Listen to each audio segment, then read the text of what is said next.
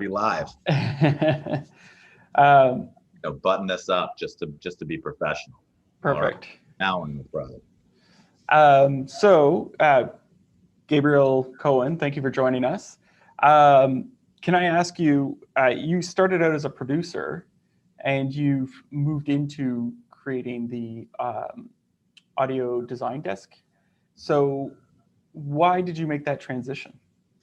Well, I started as a musician. My first career was right out of high school. I got signed to Geffen Records and went on to get a couple of platinum albums and played with Jackson Browne, Robbie Robertson, Cooder, the Tower of Power, got to tour around and got hired to score a film for a producer named Roger Corman. Do you know that name? Yeah. Yeah. And the movie was terrible. The score wasn't much better, but the experience was extraordinary because I got to be in the editing room and give notes and be part of the storytelling in that way. And Roger said to me, you should be a filmmaker. And I'd always wanted to do that. So I ended up going and getting my master's degree in film directing and made all of these movies like you said. So I produced like 20 films. And coming from sound, coming from music, I always really cared about the sound in my films, but also had a little bit of the burden of knowing technically how to make things sound better and how to play sounds. And a lot of times in the mix room, I'd be sitting there right next to the pro going like, well, I need to hear that vocalization, or she's turning her head. I really want to hear that cloth noise. And about 4 years ago, I was doing the sound design to one of our films, a movie called 400 Days. Mm-hmm. And I was placing hits and rises and transitions. And a good friend of mine, a guy named Sam Music, who owns a company called Elephant Sound Design. By the way, that's his real last name. Yeah. I was going to say, that's a really good last name. Yeah, right? For a guy who's a sound designer. He'd become such a big sound designer and he was working out of my studio. And so kind of the deal was I'd get to use his sounds, for free. And he'd use my studio.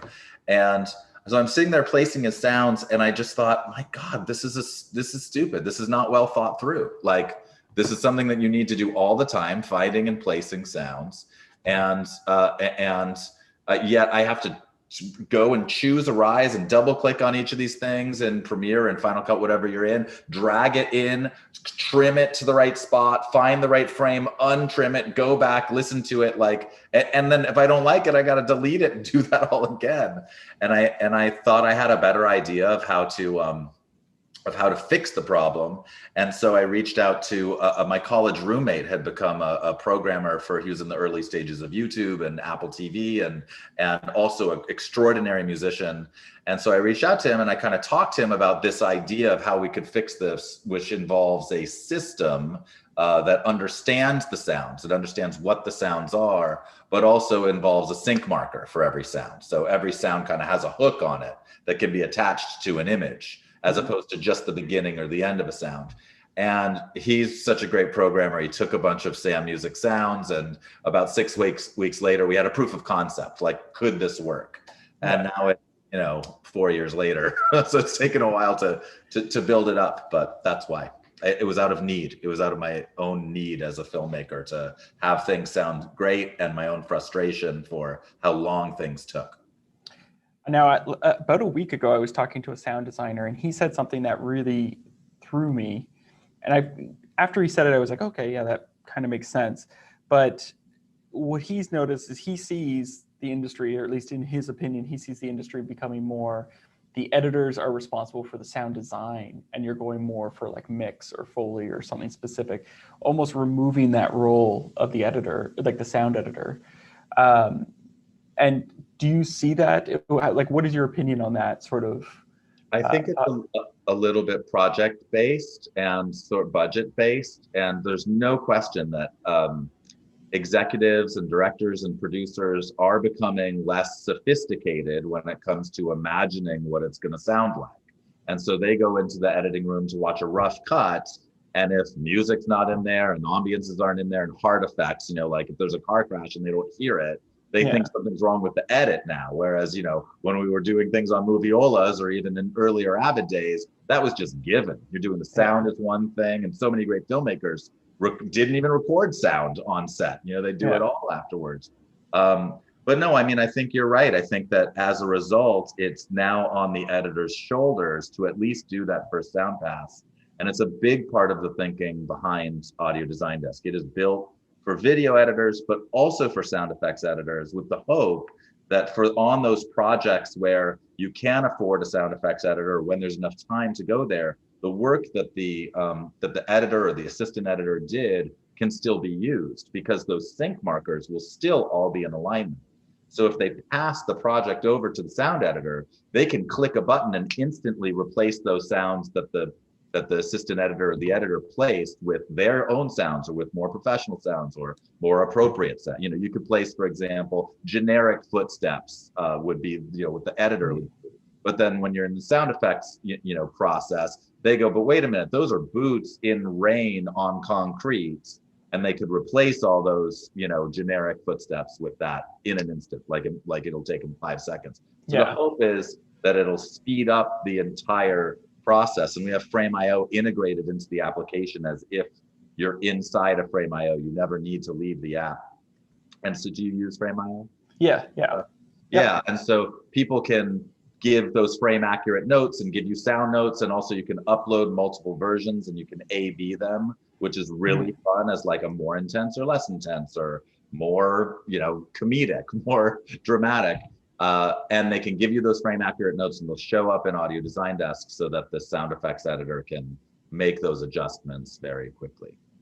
So now you've never designed an app or an application before. So what were some of the challenges that you encountered as a musician who's become a filmmaker and is now an app designer? I think that, Ryan, our programmer, who is a genius and who I'm very grateful to be friends with and be working with, has said a couple of times, we couldn't have built it any other way. We built it, we built it the way we had to build it. That is true. But the next project, one of the challenges is, if you're trying to build something that can shoulder millions of sounds, that is a massive funnel. That is a massive kind of triangle that you have to create from the beginning, in the way that, like, you can imagine what Amazon shipping is like. It's like got to be some crazy system that they have of this place and this rate and that rate and this many days, and this is where the product is, and this is how it gets bought. Like, there's got to be, I don't ever think about it. I'm thinking about it for the first time right now. But wow, it's got to be a big world. And so when we entered this, we originally were thinking, oh, it's going to be a solve for sound design. But then a year in, we were like, wait a minute, we can do all music. We can do this process will apply to music, a certain kind of music composition. It'll apply to, certainly finding and placing the right music. It'll apply to all sound effects.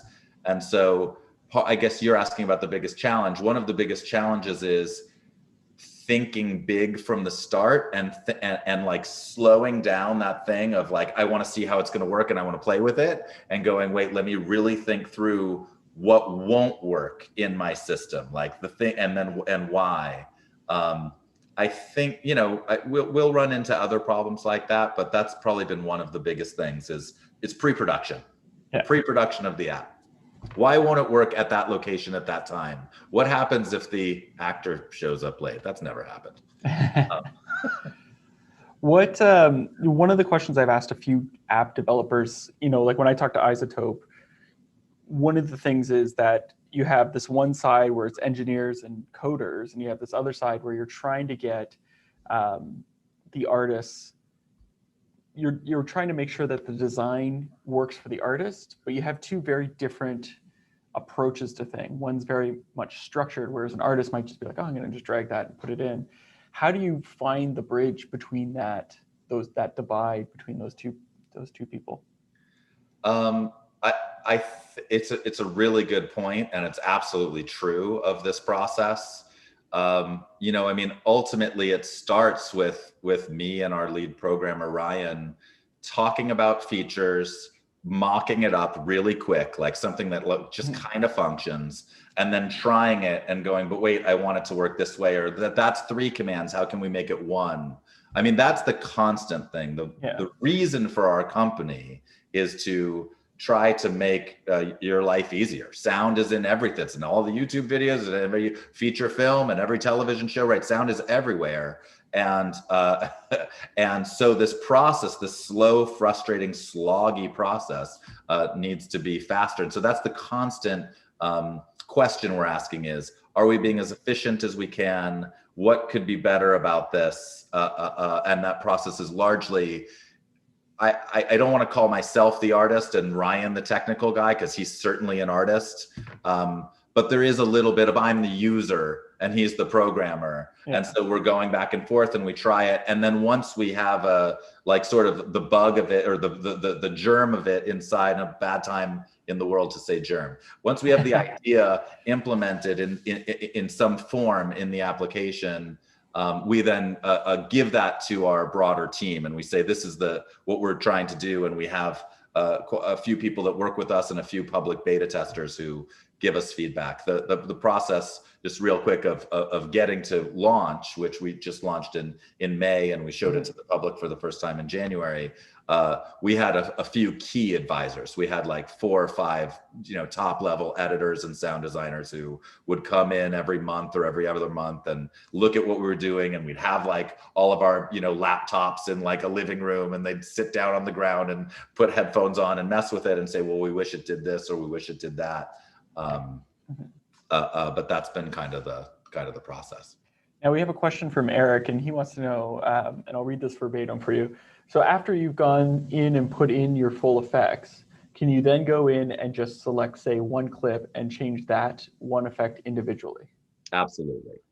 Yeah. I mean, I could go into it, but yes, there's a couple of ways that you can do that. There's a select function at the top of the timeline. So if you want to only select, a swords hitting swords, you can make that selection. All swords hitting swords will highlight, and then you can say, I want to replace that with lightsabers, and then boom, all of them in sync will turn into lightsabers.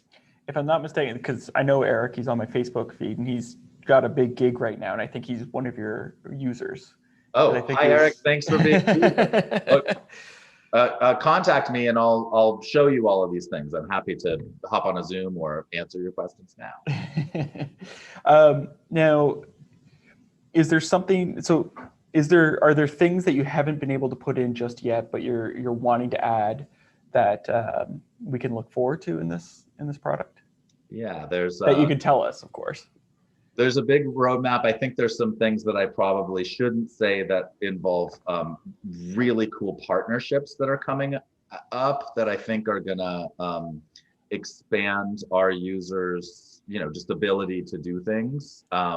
It's a big world out there of digital creation. But things I think I can say are, right now the relationship between our application and Pro Tools is through AAF, which is, I don't even know if they're going to update AAF to the M1 processor and all of the new stuff that's happening. And I don't know if you've checked out that chip, but it's extraordinary. Yeah. And we're about to release a fully M1 certified build of Audio Design Desk, like probably in the next week or 2. And it is fast. It's amazing. On this little $1,000 MacBook Air, I'm getting the same amount that I get with my brand new 2020 iMac that's got, 64 gigs of RAM. It's like, wow, they really figured this out. But so right now the relationship with Pro Tools is through AAF. I want to go to Pro Tools, I do an AAF export, I then bring it into Pro Tools. It shows up exactly as I had it in Audio Design Desk. But you have to do that, right? You have to go from, from my house to your house or whatever the analogy would be. Very soon, we're going to have the ability to latch the way that things used to use Rewire. I don't know if you remember that thing, but like Ableton Live, for example, started to be kind of like a plugin with Pro Tools through this thing called Rewire. Rewire has been end of lifed, but so we've created a thing kind of our own where you'll be able to open Audio Design Desk and have it pulled along with Pro Tools. So you can basically be using it inside of your Pro Tools session. That's something that's coming pretty soon, and I think will be really exciting for our Pro Tools users. Now, how would you say you guys have differentiated yourselves from some of the competition? Now, I know it's probably different from the ones I'm thinking about, but I think about SoundMiner or I think about Soundly are the two that pop into my head. So how do you guys ensure that you've separated yourself and put yourself out in the market ahead of them? I think, first of all, I love those companies, and I'm a little more familiar with Soundly. I'm a client of Soundly's than I am with SoundMiner, which I used when I was in film school. And so I'm familiar with SoundMiner, but it's not something that I'm using all the time.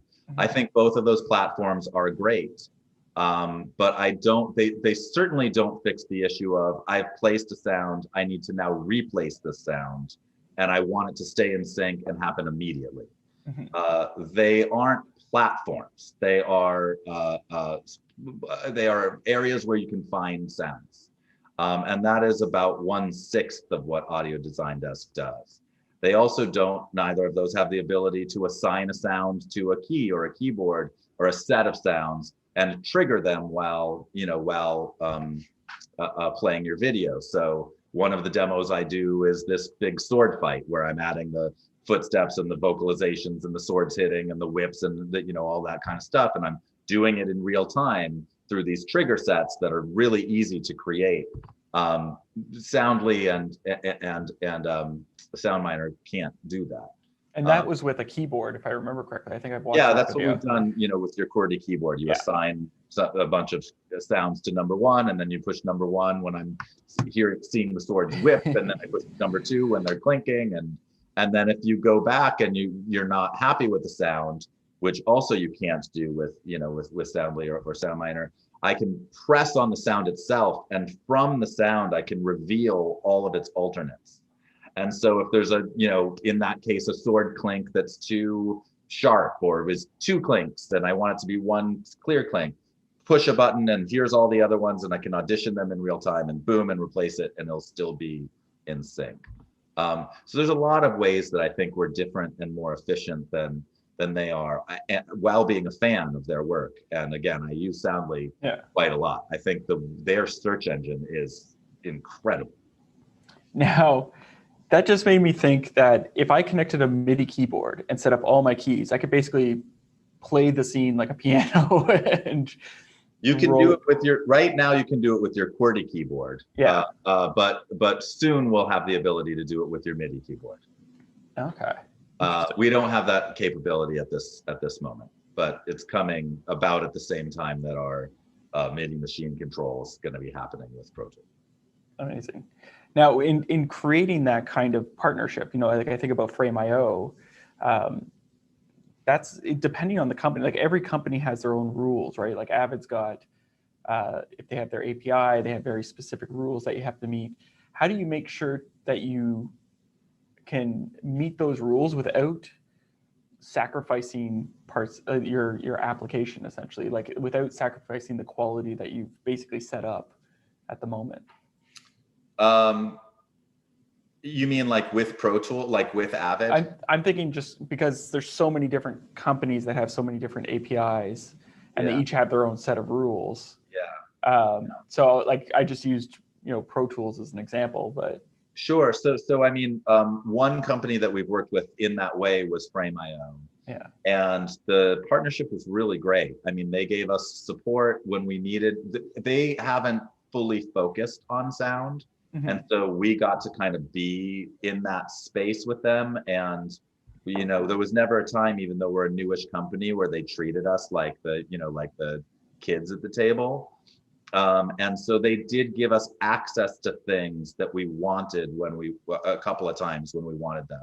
So we didn't have to really compromise very much. There was one or two things where it was like, how cool would it be if you could just upload the audio file and have it connect with the video file that's already in the cloud? Like, I don't have to upload this whole video file as a bounce. We're not yet able to do that, but I think that actually will be coming. In terms of Avid, part of the reason why we're creating the system that we're creating is because that system will work with Avid, it'll work with Logic, it'll work with it'll work with Digital Performer. This idea of MIDI machine control, using our application through MIDI machine control, will allow it to work with anyone, and it won't. The only compromise will be in the limitations of MIDI. So looping, always takes a little extra second to engage. There's various things that we've all run into with the kind of the world of MIDI. Now, I have one last question that I like to ask everyone I interview. What would you say, we've been in this pandemic and we've all been stuck at home. So is there a show that you found while you were in the pandemic that you think people should check out? Well, I woke up and watched The Mandalorian this morning, so I'm up to date. Obviously, Queen's Gambit is like, I think my wife and I watched that show in a day or two, maybe a day and a half. We're getting through The Crown, although we haven't been eating that quite as quickly. Let me see if I can think of anything that's kind of out there. Last night, my 11-year-old and I started watching New Girl, which was really fun to rewatch. It's pretty funny. I still haven't seen that show, so I've got to check that out. It's fun. Check out the pilot and see if it amuses you. It's funny. Right. Yeah. Well, thank you so much for letting me interview. Thank you. Really good to meet you. And if I can be helpful to any of you out there, we're trying, let me just say one final thing. Yeah, of course. We're trying to start a new kind of company. I'm a consumer of a lot of digital products, and I reach out to people at those companies all the time. And I always feel like I got some tech, like it takes them 3 days, and it may sometimes take us a little while. But what we're trying to do is create a company that's more of a community. So people come to us, we ask them for their thoughts, we ask them for their feedback. And most of the time when someone has an idea for our application, within a couple of weeks, that idea is in the application. And so we're trying to build this by creating a community where we're saying, we want your ideas. We don't want you to feel like, I love Pro Tools, but communicating with Avid is very, very challenging. Yeah. And so we want to create a different kind of a company. So we invite you to be part of it. Thanks so much. Thank you for joining me. And good luck with everything. It's exciting. I appreciate it. Likewise. Stay safe. Thanks. You too.